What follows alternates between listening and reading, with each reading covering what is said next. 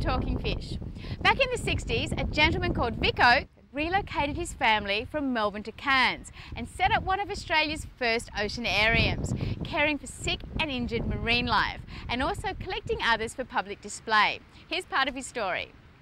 My grandfather was a very remarkable character, very much ahead of his time, and he moved the whole family up from Victoria and purchased what was then the Cairns Baths and turned it into a public aquarium. And it was really the very first time that people were afforded the opportunity to see many of the wonderful marine life on the Great Barrier Reef up close and personal.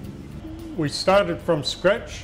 They'd got the whole lot of engineers in, built the walls. Back then there was no gear around, and so we had to fly glass out from England to do this facility, because there was none available in Australia that was needed for the thickness and for the size of the pool. We had a couple of large pools and then a settling tank system based on an English style, so that we could hold a lot of water in the back of the facility, which no one saw, for circulating through the tanks. And then we built small tanks to facilitate what the large tanks held.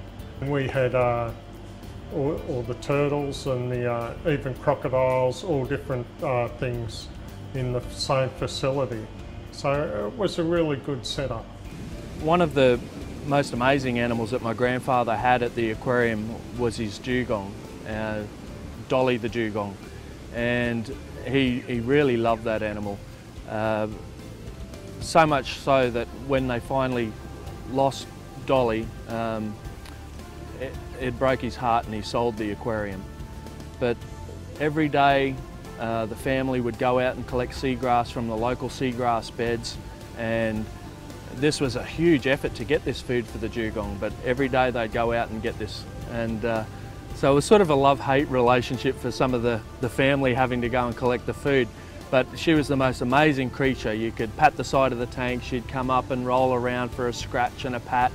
And it was the first time that a dugong had ever been kept in captivity before. And it's quite famous even to this day. And they had to develop a number of techniques to be able to bottle feed the dugong, because it was an orphan and it was a juvenile. It was still feeding from its mother.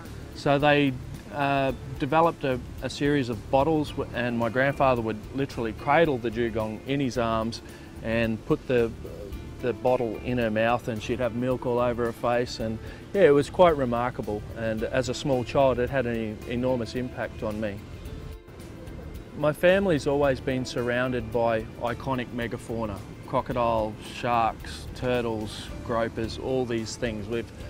I've only ever known working with those large animals.